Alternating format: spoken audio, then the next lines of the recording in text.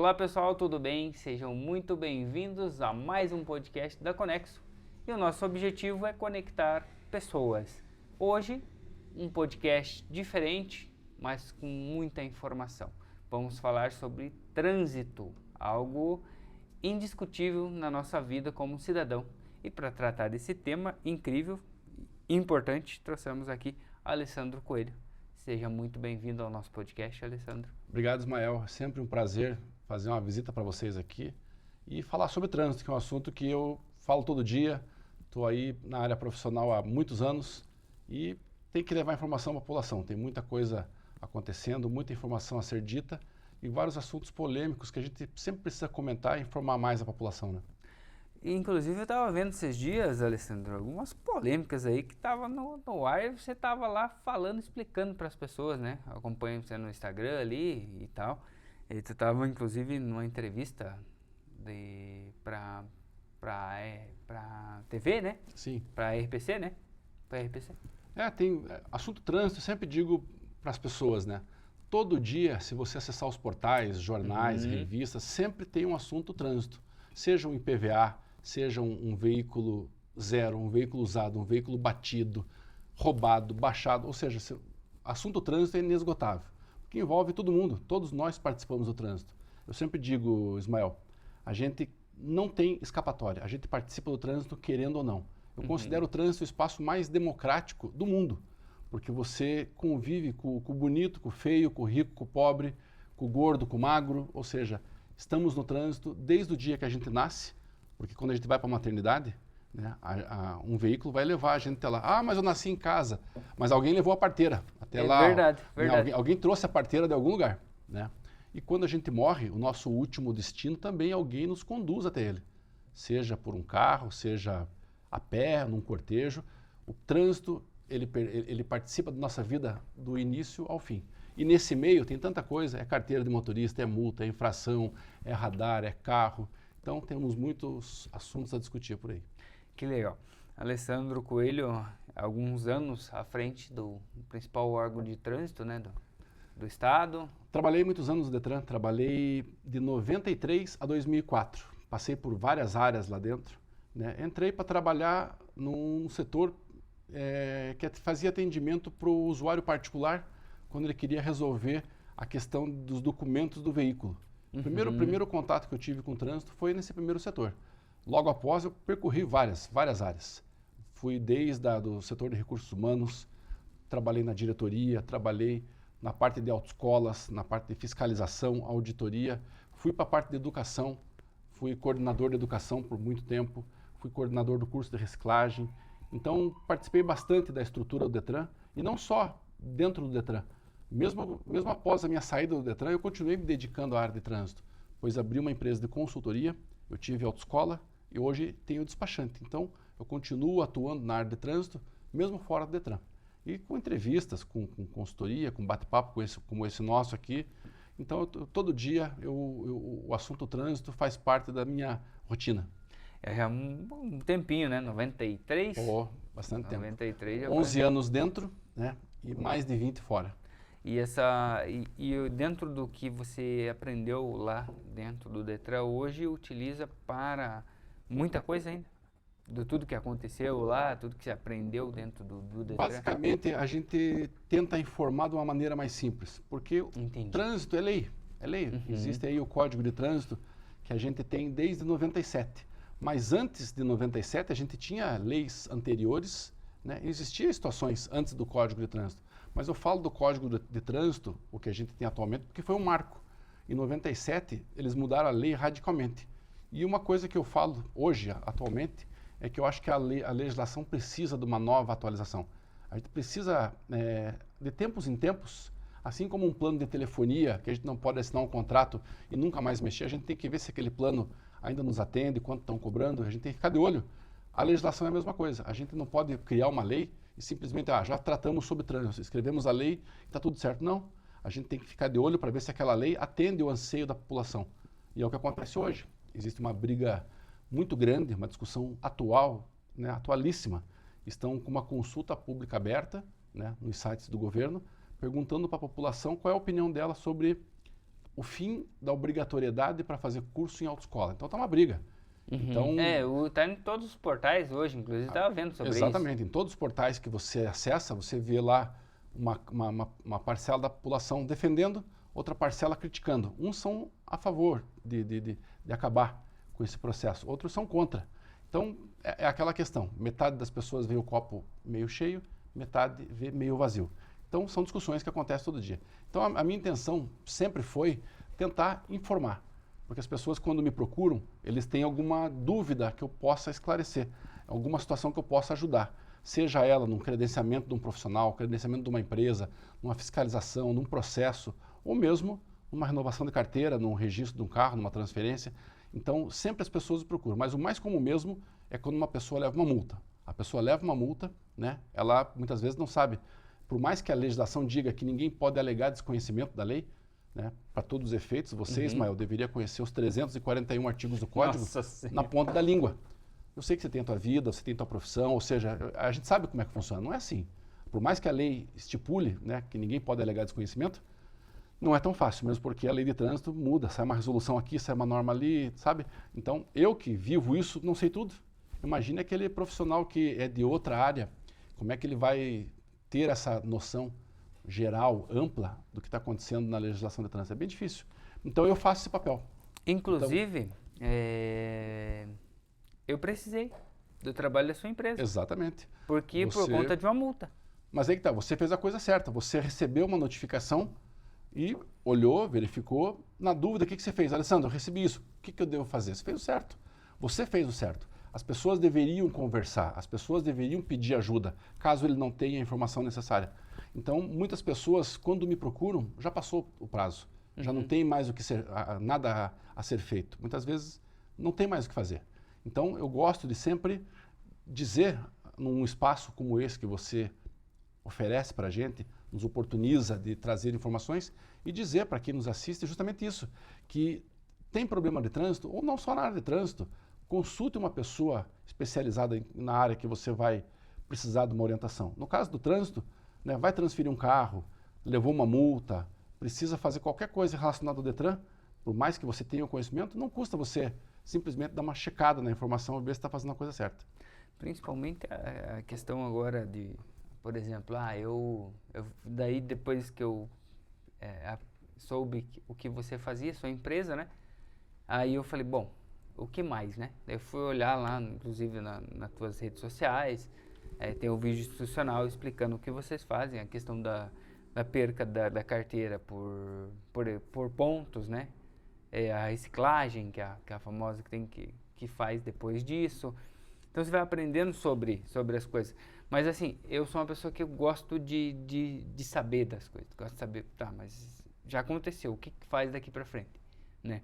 Então, esse espaço até no último podcast que você esteve representando aqui o trabalho que é feito na região metropolitana de Curitiba, através da prefeitura, quando você falou de trânsito, eu falei, é muito interessante porque eu tenho dúvida. Se eu tenho dúvida, as pessoas também têm dúvida. Exatamente. Então eu tenho que trazer essa informação, usar o nosso espaço do podcast como utilidade pública para trazer essas informações para o cidadão, que muitas vezes não sabe onde buscar. Então eu falei, bom, vamos marcar um podcast falar de trânsito? Você prontamente se dispôs a estar aqui com a gente, se disponibilizou a estar aqui, então queria te agradecer. A primeira pergunta era das leis das autoescolas. Você viu que aí tu já trouxe essa resposta dizendo que tem muitas pessoas contra, muitas pessoas a favor. Mas assim, aprovado esse projeto, acaba as autoescolas? Não acaba.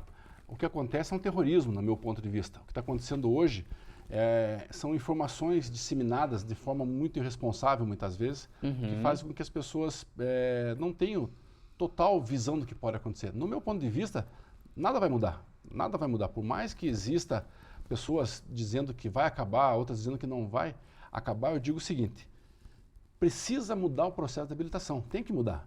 Tem que mudar porque eu digo o seguinte, em 97, quando o código foi instituído, foi escrito algumas coisas. Por exemplo, a partir de hoje tem que usar capacete. A partir de hoje tem que colocar cinto de segurança. Por que eu digo isso? Só para você ter uma ideia, Ismael, eu perdi um irmão 2 anos antes do código surgir. Em 95, meu irmão faleceu num acidente porque ele não usava capacete. Mas por que ele não usava capacete? Né? Primeiro que não era lei. Não estava na lei isso aí. Né? Por mais que existisse obrigações, mas eu digo não existia a obrigatoriedade no seguinte sentido, de você ter fiscalização, se você não usar você vai ser punido, você vai ter ponto na carteira, vai ter multa cara, não tinha essa conscientização por parte do Estado, do poder público. Então o que aconteceu? A lei foi escrita, muitas coisas vieram para melhorar a relação das pessoas no trânsito, só que o que aconteceu? Foi escrito em 97, o tempo foi passando. 97, veio o ano 2000, 2005, 10, 15, 20, estamos em 2025. Muita coisa aconteceu de 97 para cá. Quer ver um exemplo? Você deve ter aprendido, quando tirou a carteira, deve ter assistido aulas de mecânica básica. Sim. Se não assistiu, deve ter escutado alguma coisa nesse sentido. Sim, era obrigatório, né? Exatamente. Mecânica básica. Hoje, por exemplo, se você compra um carro e abre a tampa do motor dele, você não tem acesso muitas vezes a nenhuma peça. Por exemplo, carburador, sistema de arrefecimento, ou seja, vários itens do motor, vários tópicos que se cobram num curso de mecânica básica, por mais que a gente estude, na prática não funciona. Porque o que acontece? Verdade. Hoje em dia, teu carro é novo, você comprou um carro 2025. É fechado ali em cima. Fechado. Você abre a tampa, você fala, carburador, vareta de óleo. O meu carro, por exemplo, não tem vareta de óleo. Né? Ele tem um sensor no painel que avisa se tem ou não tem óleo. Uma vez parei no posto, o frentista ficou procurando, cadê a vareta de óleo? Falei, roubaram, brinquei com ele, né? Mas eu digo, são detalhes que acontecem. Então, por exemplo, hoje o que a gente tem? Nós temos câmera de ré. Então agora me diga, na hora do teste do Detran, que ele vai fazer o carro na baliza, ele pode ou não usar a câmera de ré? Seria desvantagem em relação à pessoa que está usando um carro que não tem? Ele pode ou não pode? Outra questão, existem carros que tem o Park Assist. Você aperta um botãozinho, ele calcula a distância, ele vê o espaço ali e faz a manobra para você, te ajuda. Ele é um assistente de estacionamento, né? Então tem várias situações, assim como temos GPS, temos sensores de ré, câmeras por todos os lados, temos airbags. Então temos muita tecnologia. Hoje em dia você abre um carro, ele te cumprimenta, ele fala bom dia, Ismael, muitos veículos, né? Porque tem inteligência artificial. Ele tem lá uma comunicação, ele tem um chip, ele comunica com a fábrica em questão de ajuda, de se precisar de um auxílio de uma rodovia. Ou seja, é muito diferente do que era em 97. Então eu acho o seguinte, ainda te respondendo na questão das autoescolas, eu acho que a autoescola não vai e não deve acabar.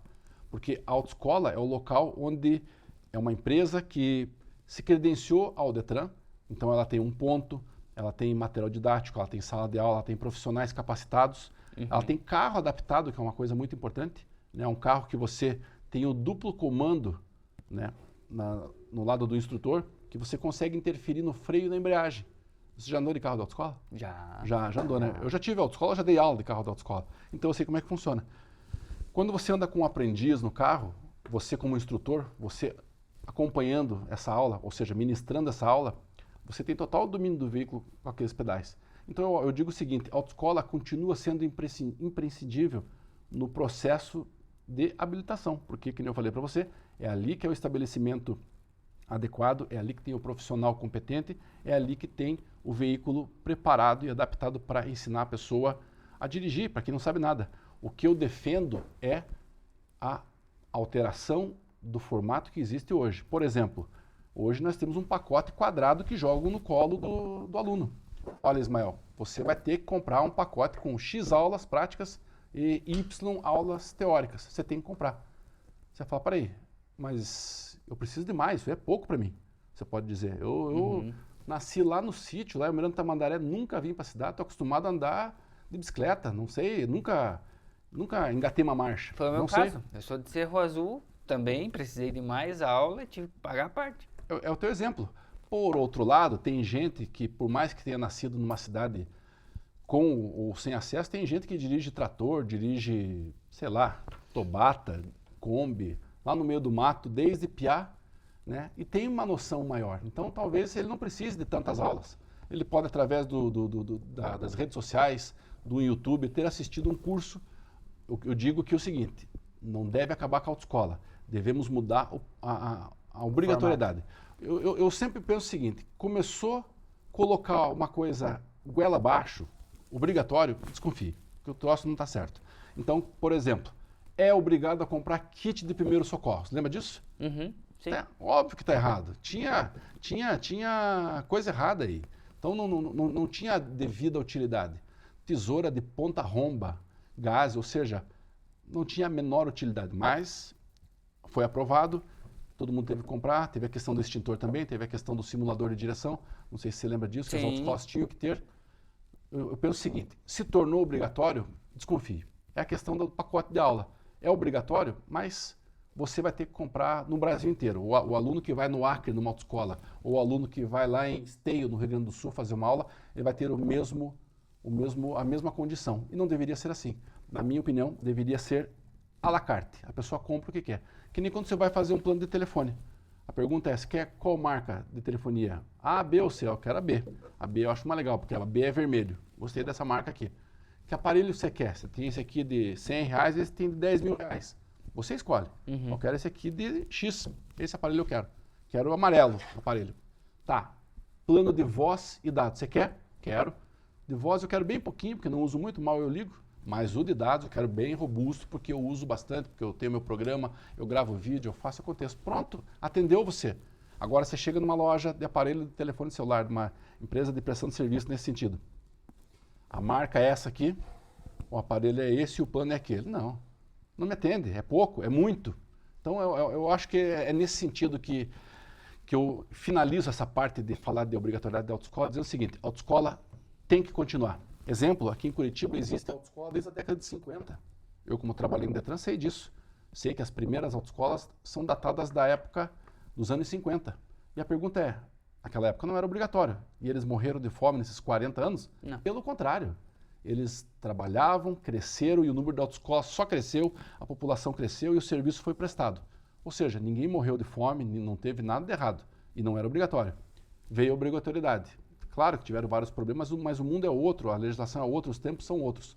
Eu acho que vai ficar bom para a autoescola. Por quê? O aluno chega na tua autoescola e fala, quero aprender a dirigir. Você vai fazer o quê? Você vai fazer um pacote sob medida para o aluno. Uhum. Olha, Ismael, eu acho que você precisa de um pacote de 5 aulas teóricas. Vamos ver como é que você está. Se com 5, vamos fazer uma avaliação prévia primeiro. Tá aqui, faz um teste teórico, dependendo do que você precisar, você nem precisa de aula teórica. Dependendo, você vai ter que se demonstrar fraqueza ali em legislação de trânsito, em alguma matéria específica, eu vou te fazer um pacote específico para você melhorar onde você tem dificuldade.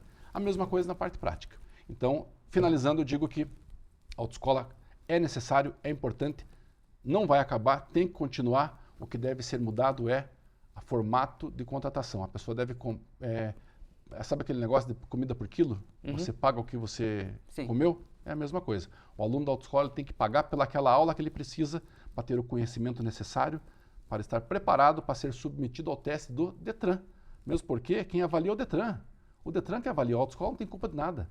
A autoescola vai simplesmente vender um curso prático ou teórico preparando você. Você vai lá para o Detran e tenta o teste. Passou? Ótimo. Maravilha. Está tudo certo. Não passou? A pergunta é, não passou no quê, Ismael? Não passou no prático ou no teórico? O que você não passou? Vai ter a resposta do que você precisa se dedicar e a autoescola está ali para isso. Acho legal. Show, gostei muito do ponto de vista, também compactou da mesma ideia. Acho que estava sendo criado um bicho de 7 cabeças, uma coisa que não era o proposto. Não é. Pontuação da CNH, como que funciona hoje e com quantos pontos ela suspende? Falando de novo da minha história, né? Levei uma multa por... né? Vamos imaginar, vamos falar o caso, o sinal vermelho. Cara, quem tem filhos pequeno, que é o meu caso, jamais ultrapassa um sinal vermelho, porque eu estou colocando em risco a minha vida. E a dos outros. E a dos outros, mas principalmente a minha. E a do teu filho que está junto. E a do meu filho que está junto. Aí, suspensão, ela acontece com quantos pontos? Uma pergunta muito bacana, muito interessante e que eu sempre gosto de falar, justamente porque as pessoas não têm a informação clara, muitas vezes, né? Então, eu entendo o seguinte, pontuação na carteira.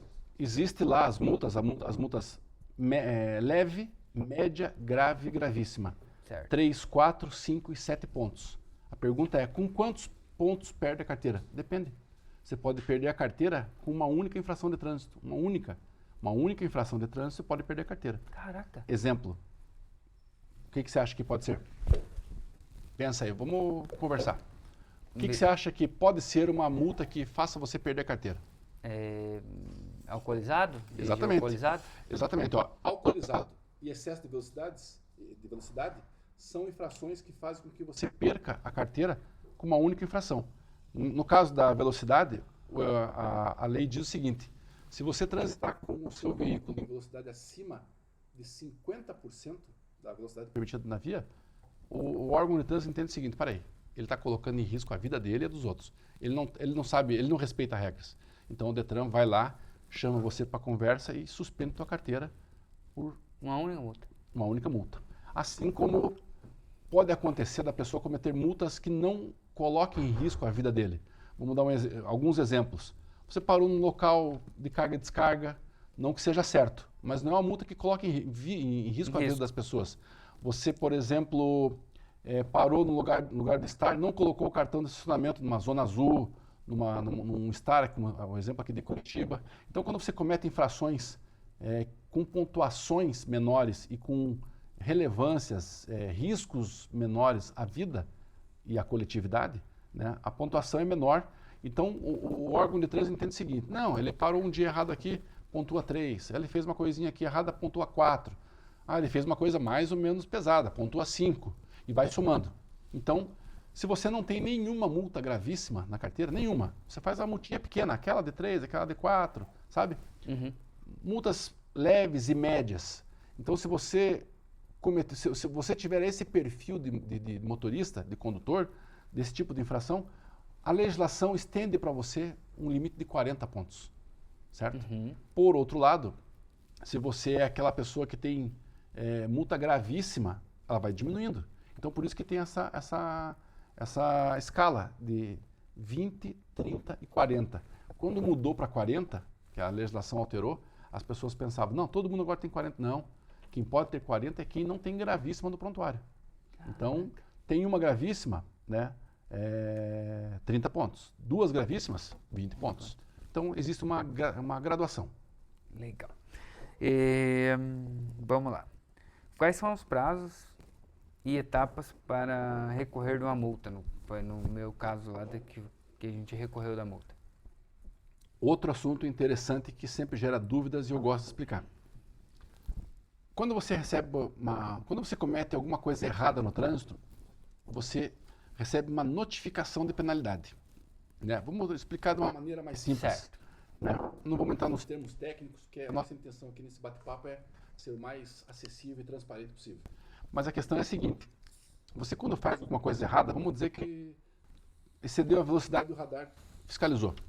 Ele vai fotografar, registrando data, hora, local, ele vai pegar as informações ali e vai mandar para a tua casa uma comunicação, dizendo: ó, Ismael, você aqui, tal dia, tal hora, fez tal coisa errada.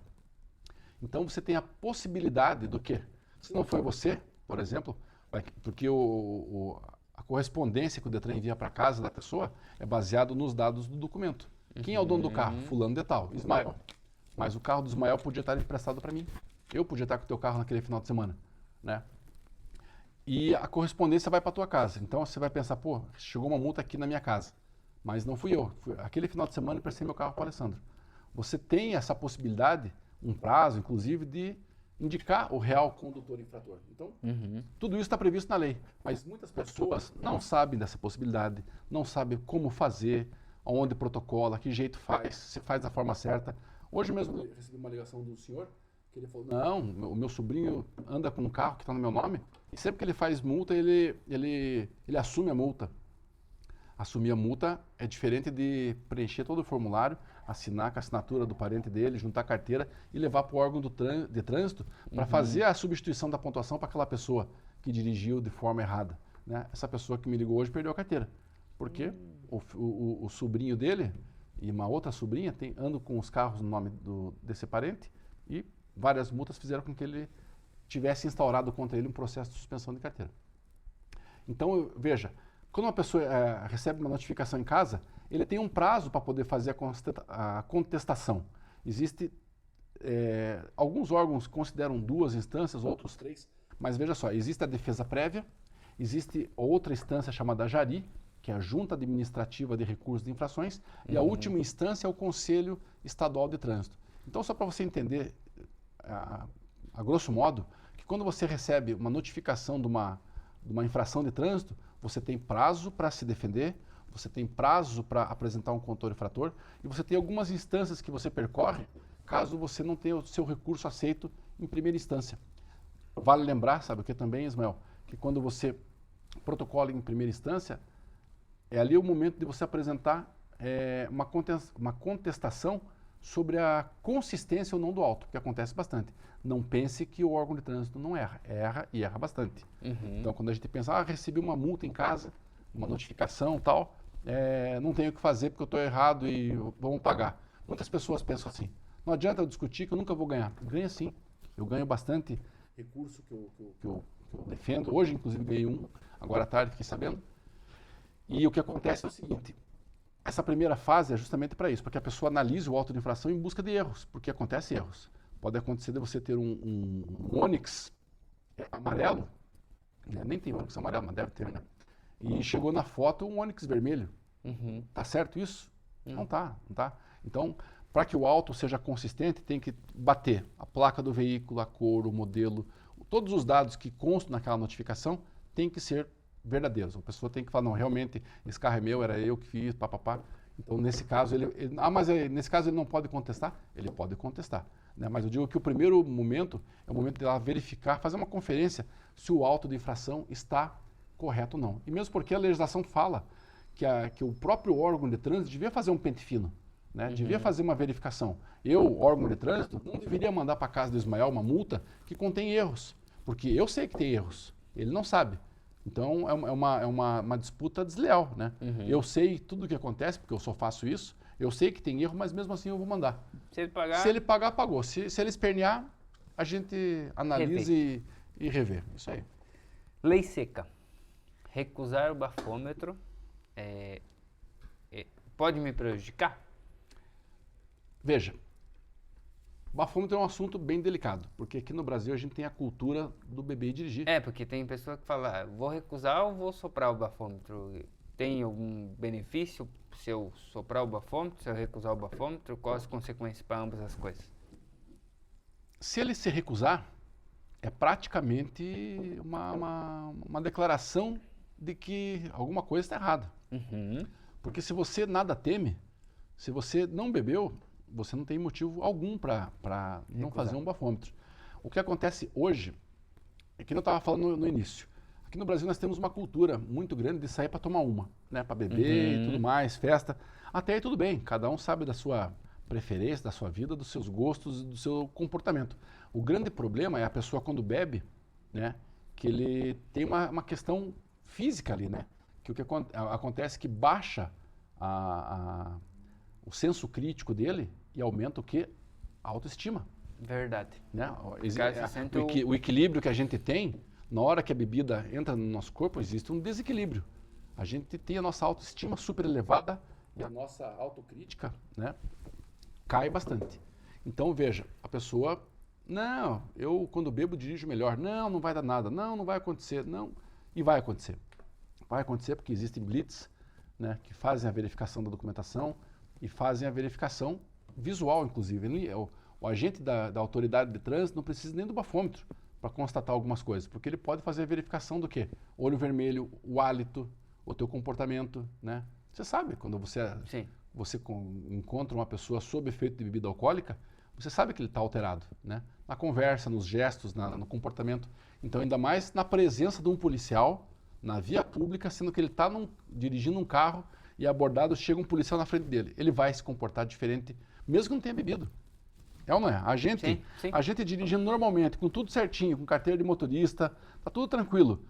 Você vê uma blitz, o policial faz o sinal para você encostar. Você já fica meio tenso. Você fica pensando, será que tá tudo certo? Será que, né? A gente já fica meio tenso numa situação dessa. Agora imagine uma pessoa que acabou de sair de uma festa e bebeu todas. Ele vai ter um comportamento que muitas vezes entrega. Então, nesse caso, a pergunta é, você fez, assopro ou nego? Se você assoprar, você está fazendo parte da fiscalização. Ele vai constatar naquele aparelho se você fez ingestão ou não de substância entorpecente, né? Que comprometa a tua capacidade cognitiva de dirigir, falar e tudo mais.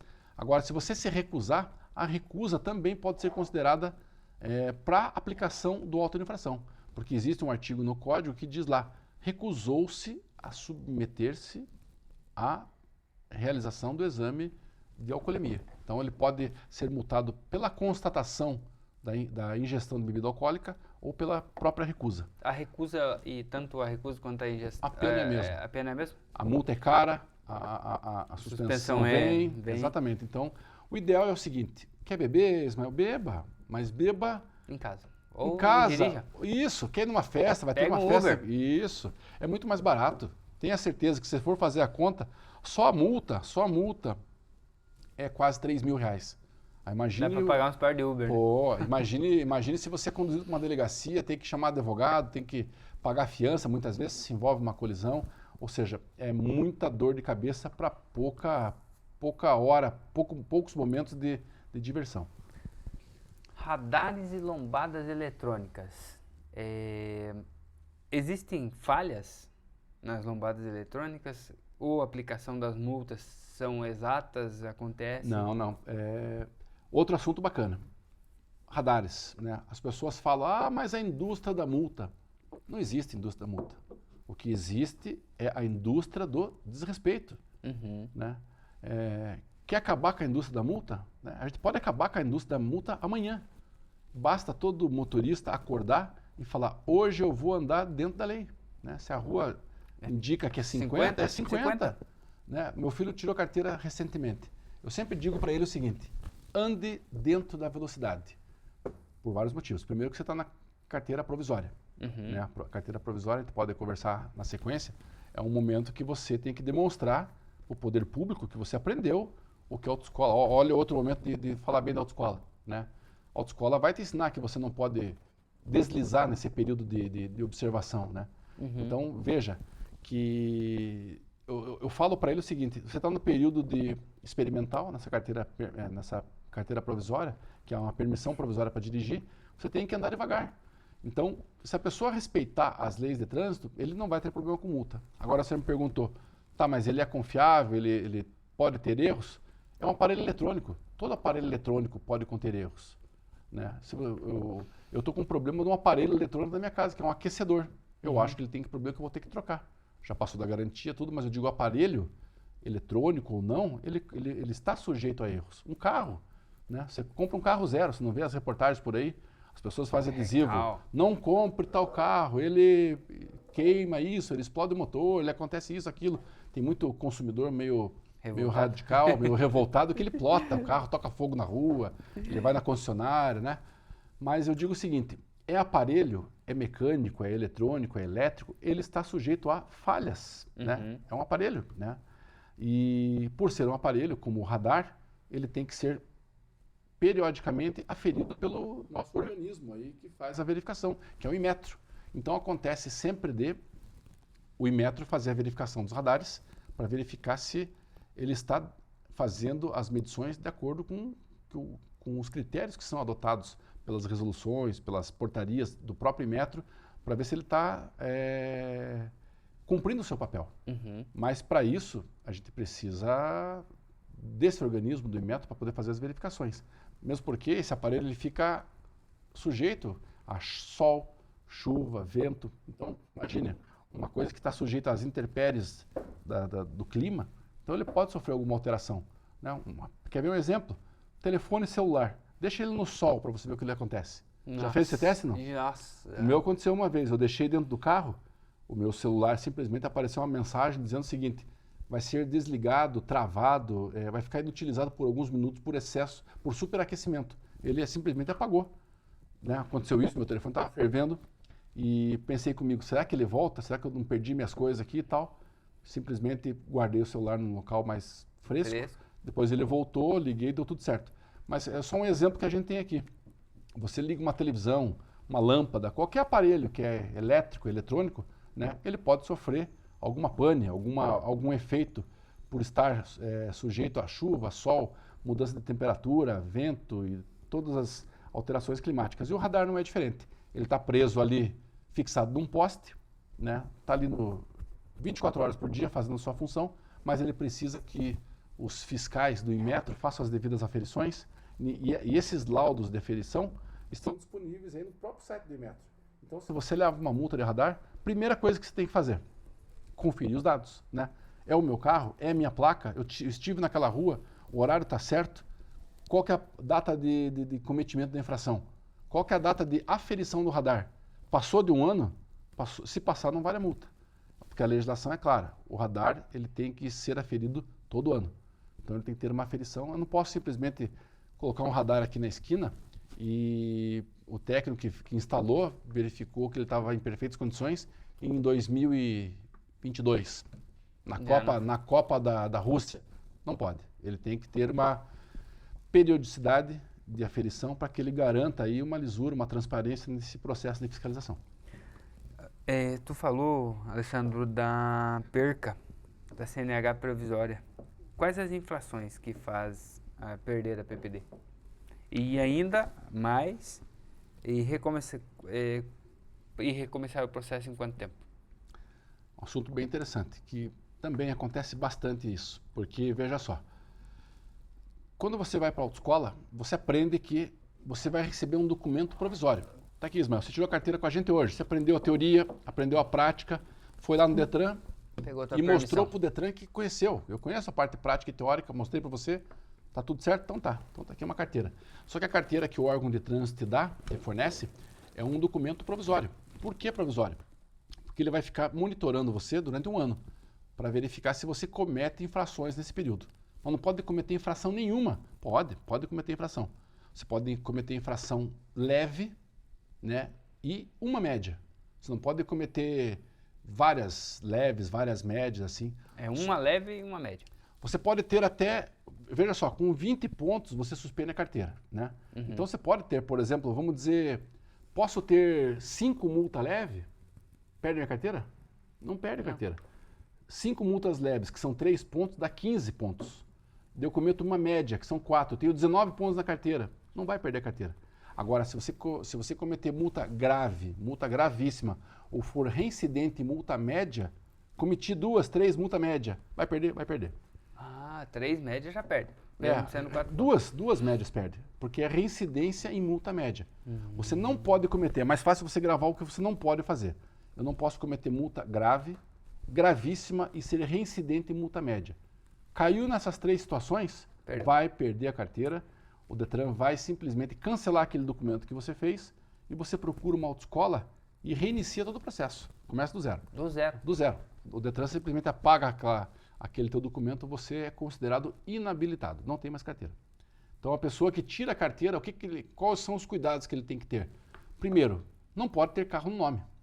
Imagine que você está na permissão, Ismael, agora, tirou a carteira hoje, 15 de outubro. Tirou a carteira hoje. E tem lá uma moto que teu irmão usa, tem um carro da tua esposa, teu pai anda com... Sabe? Você tem um monte de carro espalhado na família. Acontece bastante, né? Tem muita gente que tem uns carros assim, que um usa, o irmão usa. Não pode. A não ser que as pessoas sejam muito cuidadosas, né? Sejam muito responsáveis se cometer uma infração de assumir, de transferir, de fazer o que tem que ser feito para proteger a tua carteira. Mas agora, se você não tem esse perfil, o ideal é que você não tenha carros no seu nome. E caso você cometa infrações, né, que existem multas que são de obrigação de responsabilidade do condutor e multas que são de responsabilidade do dono do carro, do dono de quem está dirigindo. Então tem pessoas que me procuram e dizem assim, você precisa transferir uma multa. Para quem quer? Não, para minha esposa não dirige, não tem problema, eu tenho que transferir uma multa para ela. Qual que é a multa? Pneu careca. Não transfere. Por que não transfere? Existem multas que são de responsabilidades do dono do veículo. Vamos exemplificar. Conservação do veículo, por exemplo. Vamos exemplificar de uma maneira mais simples. Ismael, eu estou sem carro esse final de semana, me empresta teu carro esse final de semana? Preciso passear sexta, sábado, domingo. Segunda-feira eu te devolvo aqui. Você fala, beleza, tranquilo. Passa na sexta aqui, pega o carro na sexta, aqui, você trabalha na mesma rua que eu, pega na sexta e me traz na segunda. Fechou? Fechou. Eu saio com o teu carro e vou para a praia. Na praia, estou andando de carro, caio numa blitz. Por isso me pede documento do carro, eu apresento minha carteira de motorista. Lá nessa constatação ele verifica que o IPVA está atrasado, o licenciamento não foi pago, a lâmpada está queimada, o pneu careca, e, sei lá, película com bolha. Dá-lhe multa. Fez 1, 2, 3, e fez a constatação, a verificação e aplicou as multas. Quem vai pagar todas essas multas? Dono do carro? O dono do carro. Ah, mas era você que estava dirigindo? Sim, Ismael. Eu entendo, você me ajudou. Eu até ajudo você a pagar, porque eu que provoquei a situação, porque eu fui levar o carro na cara do policial lá na praia, eu estava trafegando justamente. Eu entendo, mas a responsabilidade é tua, a pontuação vai tudo para você. Não tem como você transferir para mim. Ah, não, mas o ponto é teu. Não, não é para mim. Caraca, O Detran não vai nem aceitar. Porque quem tem que comprar um pneu novo é o Ismael. Quem tem que pagar os impostos é o Ismael. Quem tem que trocar a lâmpada que está queimada é o Ismael. Quem tem que trocar a película que já passou do tempo de trocar é o Ismael, não é o Alessandro. O Alessandro pode querer colaborar em pagar para ajudar, mas pontuação nenhuma ele assume. Essa eu não sabia. Essa não sabia mesmo e para mim foi mas é interessante, esclarecedora. É interessante, tem que deixar bem claro. Existe um manual, só para você ter uma ideia, existe um manual brasileiro de fiscalização de trânsito. Então você pega lá, vamos pegar diga uma multa qualquer aí que você lembre. Lembre qualquer multa. Qualquer multa. Qualquer uma que tiver na cabeça. Sei lá, ultrapassagem. Ultrapassagem proibida. Proibida. Legal. Se você for falar de ultrapassagem proibida, existe nesse manual que eu falei para você, existe lá todas as infrações constantes no Código de Trânsito. Quando ele for falar de ultrapassagem, vai dizer lá qual que é o artigo que fala da ultrapassagem. Artigo tal. Qual que é o texto da lei? Proibido ultrapassar assim, assim, assado. Quantos pontos acarreta? Tantos pontos. Quanto custa a multa?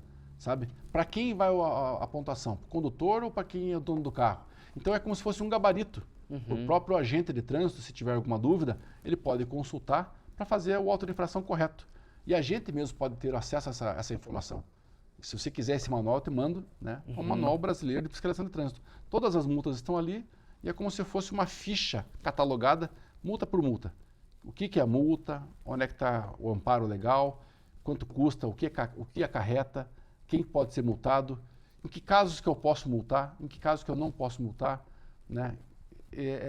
São orientações tanto para o agente da autoridade de trânsito quanto para nós mesmos como motorista. Caraca, eu vou querer sim esse manual. Velocidade máxima e velocidade mínima. Eu sabia que na via tem velocidade máxima, mas nunca vi uma placa identificando velocidade mínima. Existe? Existe e muitas pessoas não sabem. Velocidade mínima.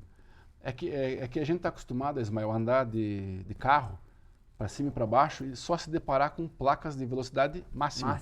Máxima 40, 50, 80, 110, dependendo do trecho que a gente esteja andando. Você nunca vai ver uma placa de velocidade mínima. Por quê? Porque não tem essa placa. Mas a legislação prevê que a velocidade mínima, está na lei isso aí. A velocidade mínima, sabe qual que é ou não? Não. Não? A velocidade mínima é a metade da máxima. Como é que eu exemplifico isso? Eu e você vamos para Ponta Grossa. Eu estou com um carro, você está com outro, e a velocidade máxima nessa rodovia 277 é de 110 km por hora. 110. Eu estou andando a 110 porque eu quero chegar rápido, mas quero chegar dentro da lei. Estou andando a 110. Certo. Você saiu bem antes que eu, porque você não está com pressa, você está com o teu dia ganho e quer ir mais devagar para aproveitar a paisagem. E você está andando a 40 por hora. Pode ser multado? Pode. Porque a fiscalização de trânsito pode constatar que você está andando a menos de 55 através de radares, né, que ele tem radar, ele pode aferir tua velocidade na pista e ele pode simplesmente, ele tem amparo para isso. Claro que é muito difícil acontecer, mesmo porque existem muitas multas no Código de Trânsito que você nunca vai ver a aplicação dela na prática.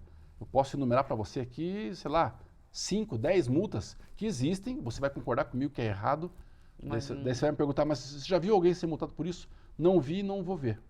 Por que está no código? Tá para que as pessoas precisam saber. É o mesmo caso da velocidade mínima. Né? Velocidade mínima é por questão de segurança. Não é porque você está andando devagar, Ismael, numa rodovia a 40, que você, não, eu estou me precavendo, eu estou bem devagarinho justamente para não causar problema. Aí que você causa. Porque você andando muito devagar, sendo que o fluxo naquela rodovia de 110, vai vir caminhão, vai vir um veículo em alta velocidade, vai ter ultrapassagem. E naquele momento, você andando a 40, você pode ser um obstáculo, você pode ser um risco, você pode ser um problema na via. Então as pessoas deveriam saber que, assim como existe a velocidade máxima permitida na via, também existe a velocidade mínima. Sobre as mudanças, Alessandro, que teve nas últimas reformas do Código de Trânsito brasileiro. O que mudou nesses últimos... O que teve de mudança nessa última alteração? Teve algumas mudanças aí que tiveram na legislação. Vamos enumerar algumas para você aqui. Por exemplo, validade da carteira de motorista. Hoje uma carteira de motorista vale por 10 anos. Você faz o exame de vista hoje, 2025, a tua carteira só vai ser renovada em 2035, o que eu acho um erro, opinião minha. Por que eu acho um erro? Porque imagine só que você vai sair com uma carteira de motorista com um atestado do oftalmologista dizendo, ó, a visão do Ismael é válida até 2035, tipo passaporte. Não tem ideia de que vai mudar? Você pode... Mas exatamente. Tem um problema de visão naquele Você percurso? usa óculos, eu também uso óculos. Eu tenho consulta marcada para daqui uns dias. Por que eu estou indo no oftalmologista? Porque eu estou encontrando dificuldade para ler um livro, para ver um celular, para ler uma palavra no computador. Ou seja, eu estou com uma dificuldade, um rótulo de uma garrafa. Então, eu estou procurando um oftalmologista porque eu preciso adequar a minha lente ao grau que eu preciso para poder ter uma visão perfeita, né? Agora, imagine só, eu dou uma carteira para uma pessoa de 49 anos, 49. Ele vai lá, faz a renovação, porque a legislação alterada agora diz que quem tem até 50 anos, ou seja, 49 anos e 11 meses e assim por diante, quase beirando 50, o exame de vista, ou seja, a carteira de habilitação tem validade de 10 anos. Completou 50 anos, cai para 5. Eu acho que exame de vista deveria ser mais frequente, deveria ser periódico. Da mesma forma que é feito aquele toxicológico? O toxicológico é de 2 anos e meio, a cada 2 anos e meio. Eu acho que o exame de vista, isso é pensamento meu, né? Por uma questão de segurança. Você detectando a pessoa que não enxerga no trânsito, você está fazendo um bem para ele e para todo mundo. Né? Imagine que você confiaria, por exemplo, alguém que não enxerga direito levar a tua família viajar uma excursão daqui a Foz do Iguaçu? Não. Você vai falar, não vai viajar. Nessa excursão meus filhos não entram mesmo, minha família não entra. Então, essa ideia de renovação de exame de vista com mais frequência, eu acho que é um erro. Essa extensão por 10 anos, eu acho que deveria ser feito com mais frequência, num espaço mais curto de tempo, para que nós pudéssemos saber qual é a nossa acuidade visual hoje, né? E mesmo os motoristas que estão com a gente aí no trânsito, para saber se eles estão dirigindo muitas vezes e enxergando, né? Porque acontece muito, as pessoas que estão dirigindo do teu lado muitas vezes não estão enxergando um palmo na frente. Daí você prejudica tudo. Então, só para finalizar ali, você perguntou de mudanças. Uma das mudanças mais polêmicas assim que tiveram aí foi essa questão da validade da carteira. Você comentou do toxicológico, também tem a questão toxicológica, porque antes não tinha essa questão, essa exigência. E eu acho que é um assunto muito importante, porque, como você sabe, grande parte da nossa frota é composta de caminhões. Você sabe que o caminhoneiro... O ramo logístico nosso. O ramo logístico nosso aí, a capilaridade aí é muito grande. Tem caminhão pelo Brasil inteiro, todo santo dia, em todas as BRs e rodovias do país, levando pessoas, serviço, mercadoria, para cima e para baixo. E a pergunta é, esse motorista profissional, ele está sob efeito de bebida alcoólica? Ele está sob efeito de droga? Ele está sob efeito de rebite, de maconha? Ou seja, e acontece bastante disso porque as pessoas muitas vezes não aguentam a carga horária e eles se submetem a rebite, para ficar acordado a noite inteira. Tem gente que excede a carga horária estipulada pelo patrão. Existe inclusive a lei do motorista aí, né, que estipula a carga horária, uma jornada de trabalho justa, para o motorista ter um intervalo de descanso, mas muitos simplesmente ignoram isso, usam drogas para poder dirigir. E o que acontece é essas pessoas aí. Aconteceu um caso aqui em Curitiba há um tempo atrás, não sei se você lembra, uma pessoa vindo de Ponta Grossa, carregou o caminhão e o comportamento dele, na hora de carregar, já era meio suspeito. Ele pegou o caminhão, veio de Ponta Grossa, louco. A carroceria que tem aquelas coberturas que você fecha para proteger a carga, se soltaram, garrafas de bebidas foram caindo pelo trecho. E ele, depois de abordado, preso, que foi interrogado, ele falou que tinham pessoas no teto do caminhão e no teto da carroceria que queriam invadir o caminhão e pegar ele, ou seja, alucinação pura. ele estava tendo um surto, estava tendo uma alucinação sob efeito droga. de drogas, né? E ele chegou, e o grande problema, sabe qual foi? Que ele entrou dentro da cidade de Curitiba em alta velocidade e foi fazendo strike com tudo que ele viu pela frente. Ele foi parado a 5 quilômetros à frente, depois de ter batido em não sei quantos carros. Então veja que isso aí acontece, isso aí não é uma coisa que a gente ouviu falar, isso aí está documentado, tem reportagem de uma situação que acontece todo santo dia e ainda acontece. E o grande problema é que por mais que exista essa alteração na lei, exigindo que os motoristas apresentem o exame toxicológico, existe o outro mercado paralelo que é o da venda de laudo falso. Tem gente que precisa fazer o exame toxicológico, precisa fornecer uma unha, um cabelo para fazer o teste, daí na hora de mandar lá para o laboratório, eu mando de uma outra pessoa, uma pessoa que não tem nenhum problema com drogas, né, para poder fazer. E também os exames falsos, né, que existem bastante por aí. Alessandro, quais os cuidados que devo ter ao comprar ou vender um veículo? Essa é da hora. Boa pergunta também. Na verdade, todas as perguntas são boas porque são perguntas que muitas pessoas não sabem que geram problemas, né? Uhum. Comprar e vender veículo. Vamos falar primeiro do vender. Você vai vender um veículo para alguém. O principal é você, quando for vender um carro, ter a certeza de que essa pessoa vai transferir. Mas se você não tem a certeza, faça você a tua parte. Avisa o Detran que o carro não é mais seu. Isso aí está na lei. Diz lá claramente o seguinte, que o vendedor deve fazer a comunicação de venda do veículo ao órgão de trânsito, para que ele se exima de responsabilidades que possam acontecer com o novo veículo, com o novo dono do carro, com o veículo velho dele. Falando de uma maneira bem mais simples, vender o teu carro, Avise o Detran. Avisa o Detran. Não precisa legal pegar o telefone e falar, ô Detran, aquele Fusca amarelo não é mais meu, é do Zezinho. Ah, que bom que você se livrou daquela bomba. O Detran podia falar. Mas eu preciso de um papel, Ismael. Que bom que você vendeu aquele carro. Era muito feio. Mas manda um papelzinho para a gente saber. Porque enquanto não chegar um papel aqui oficializando o que você está me contando, eu não tenho como mexer no cadastro. Então existe um documento. Sabe quando você assina aquele documento de compra e venda? Sim, sim. Eu, Alessandro, vendi meu Fusca para o Ismael. R$1.000, eu assino, você assina a data. Eu dou para você transferir. A lei diz que você tem 30 dias para transferir. Né? Aqui no Paraná,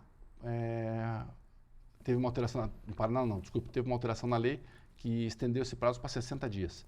Então você tem 60 dias para transferir, mas quem me garante que você vai transferir dentro do prazo estipulado? Vai que você perdeu o recibo, fez um rolo, acontece muito, sabe do quê?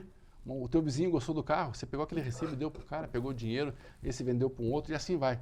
Chega uma hora que você não sabe onde é que está o carro, nem o documento, e o carro continua no meu nome. Então, para encerrar esse assunto, o que você tem que fazer? Vendi meu carro, vamos preencher o documento. R$1.000, Ismael, Alessandro, nós dois assinamos. Antes de eu te entregar o documento, eu vou no cartório e tiro uma fotocópia autenticada. Tiro uma fotocópia, te dou o documento original e pego ali, vou lá no Detran, falo, Detran, vendi o carro. Com essa informação, o Detran arquiva aquele documento e vai lá no sistema e fala, ó, Fusca amarelo, Fusca branco, não é mais do Alessandro, agora é do Ismael. Pronto, é isso, essa é a coisa certa. Sabe quanto custa fazer isso? Nada. Não tem custo. Não tem custo? Não tem custo justamente para que não seja um empecilho para a pessoa pensar, putz, mas sabe por que eu não fiz? Porque eu não tinha dinheiro na época e foi passando. Não, justamente não tem custo para facilitar, para que a pessoa cumpra a obrigação e faça a coisa certa. Por outro lado, na hora de você comprar um veículo, o que você deve fazer? Não pode comprar na emoção. Chegar no mercadão de carros e bater o olho no carro e se apaixonar. Não pode ser, como dizem por aí, né? Não pode ser emocionado. Não pode se apaixonar pelo carro na primeira e fazer negócio. Você tem que fazer uma pesquisa para saber o histórico desse veículo. Histórico em todos os sentidos. Para ver se ele tem débitos, para ver se ele não foi batido, para ver se ele não foi roubado, para ver se a seguradora aceita esse carro para fazer seguro. Uma dessas você se encanta com um carro caro, com um carro bonito, mas que ele já teve um problema aí de acidentes, ele já teve no seu prontuário anotado que ele se envolveu no acidente, que ele tem risco de segurança, ele pode ter O RS, famoso? Isso, exatamente, você conhece bem isso aí, né? Ele pode ter um alerta de ter sido recuperado de sinistro, o tal do RS. Então, ou seja, não compre carro sem fazer pesquisa, não compre o carro no calor da emoção. Vai comprar um carro, você tem que puxar o passado do carro. Assim como você vai contratar um funcionário, você não pede as certidões dele, para saber se tem problema na justiça, com certidão criminal, civil e assim por diante, você precisa puxar a ficha corrida do carro. Quem é você? está indo lá para minha casa agora? Porque o carro virou gente, membro da família, né? Membro da família. Como diz que o brasileiro é apaixonado por carros, e é assim mesmo, né? Dependendo do carro, vira filho, vira namorado, né? Porque vai gastar dinheiro, vai andar junto todo dia, é uma parceria. Então, antes de você trazer esse parceiro para dentro da tua casa, para tua família, você tem que puxar o histórico dele. Brinca, né? Trocando em miúdos aqui, falando a parte certa, você tem que tirar o extrato de débitos, você tem que verificar a procedência do veículo. Se ele não tem sinistro, se ele pode fazer seguro, se não tem débito, se não tem bloqueio, ou se ele não está vinculado a uma dívida. Tem muitas pessoas, por exemplo, que têm dívida na justiça, tem uma dívida trabalhista. Sei lá, eu tenho uma empresa e estou devendo lá para os funcionários, FGTS. E a justiça está me cobrando pagar o FGTS do funcionário e detectou que eu tenho um Fusca branco, aquele lá que eu ia vender para você. A justiça pode bloquear esse Fusca como forma de pagamento e você comprar sem saber e amanhã depois está andando de Fusca, vem a oficial de justiça e fala, opa, esse Fusca aqui não é teu, lindo Alessandro, é do funcionário dele lá do mercado, lá do caixa, que ele não pagou lá em 2000, não sei quanto, ele entrou na justiça, bloqueou bem e esse carro aqui está confiscado. Pode acontecer isso? Pode. Né? Não é tão comum, mas pode acontecer. Então a gente tem que tomar todo cuidado, toda a precaução na hora de comprar um veículo para saber o histórico dele, a procedência e se ele não tem nenhum bloqueio, nenhum vínculo com processo judicial e principalmente débitos. Bacana. Alessandro, bom, essas foram algumas perguntas que eu tinha, curiosidade de saber, né? Anotei quando a gente ia falar de trânsito. Mas enfim, tem muitas outras perguntas que você também pode ter ficado com dúvida e aí pode chamar você nas redes sociais lá, fazer as perguntas para você. Você vai estar disposto a responder as perguntas do pessoal? Claro, com todo prazer. Eu tenho o maior prazer em responder. Eu acho bacana eu poder ser útil nesse sentido, porque eu estudo esse assunto há muitos anos. E que nem eu digo para você, estudo há muito tempo e não sei tudo. Tem muita coisa que você me pergunta. Se você me ligar amanhã e falar, Alessandro, tal multa acarreta em quanto custa? Se eu souber de cabeça, eu te digo. Mas se não, eu falar, Ismael, deixa eu consultar, porque depois do Covid, a minha memória não tá 100%. O Covid afetou a memória de muita gente. A minha foi uma delas. Mas eu digo que a gente precisa consultar, precisa informar, e eu tenho o maior prazer em fornecer informação para quem precisa. Se alguém tiver alguma dúvida, né, a gente vai divulgar minhas redes sociais, a pessoa me adiciona, me manda mensagem, WhatsApp, qualquer forma de contato. Manda para mim a pergunta, que eu tenho o maior prazer em passar a informação correta, a orientação para que ele faça a coisa certa no trânsito e principalmente que ele exerça o seu direito. Se ele foi multado injustamente, que ele não pague a multa, que ele se defenda, ele mostre que está errado. Se ele vai comprar um carro, que ele consiga fazer a busca pelas informações e assim por diante. Tudo que precisa na área de trânsito, que ele tenha o meu contato, que ele tenha o meu nome como uma referência para ele tirar as informações que ele precisa. Bacana. Gente, estamos chegando ao final de mais um podcast. Conversar com o Alessandro é muito bacana porque ele tem muita informação, responde a gente aqui sem medo, já fala mesmo. Obrigado, Alessandro, por participar com a gente aqui mais um dia e trazer clareza para o nosso podcast. Agora vai levando essa informação para as pessoas, falando de trânsito, que é muito importante, é um assunto que a gente deveria tratar todos os dias. Agradeço você pela participação aqui com a gente, depois de um dia de trabalho, estar aqui contribuindo com o nosso público. E eu queria que você deixasse uma mensagem olhando para aquela câmera ali, para o nosso público ali, falar suas redes sociais, como que as pessoas te encontram, inclusive. Legal. Obrigado por ter assistido até o fim o podcast. Quero me colocar à sua disposição para que possa esclarecer qualquer dúvida que você tenha na área de trânsito. Então, meu telefone vai ser disponibilizado aqui nas redes sociais e o meu arroba é Alessandro Coelho Martins, o meu nome completo. Siga-me nas redes sociais, acompanhe as minhas postagens, porque eu sempre faço postagens sobre situações cotidianas, situações que as pessoas têm dúvida. Ou comento muitas situações, matérias do jornalismo, de situações que acontecem no trânsito, que pedem a minha opinião, e eu faço de maneira simples e objetiva, justamente para levar essa informação de uma maneira mais clara para quem precisa. Então, siga-me nas redes sociais e, tendo alguma dúvida, não se acanhe em me mandar uma mensagem e fazer a sua pergunta, que eu teria o maior prazer em responder e te ajudar. Tá bom? Isso aí, Alessandro. Obrigado mais uma vez por estar com a gente aqui. Sempre à disposição. E a gente fica agradecido aí da tua presença aqui, falando de um assunto muito importante que é o nosso trânsito. Eu que agradeço, estou sempre à disposição e sempre que precisar bater papo sobre trânsito, é só me chamar. Obrigado. Gente, esse foi mais um podcast da Conexo. Falamos aqui de trânsito. É algo imprescindível na nossa vida. Como o Alessandro falou no início, para você nascer, você precisou utilizar dessa ferramenta do trânsito. E para você morrer é a mesma coisa. Então, durante esse percurso da vida, você vai utilizar. Eu uso ônibus, eu posso usar carro, eu posso usar carroça, cavalo, enfim. É um meio de transporte que envolve o trânsito. Então, eu queria agradecer a vocês também pela participação, por estar aqui com a gente, por acompanhar o nosso trabalho, por seguir, comentar, curtir e estar aqui com a gente no nosso podcast. Nosso muito obrigado a todos.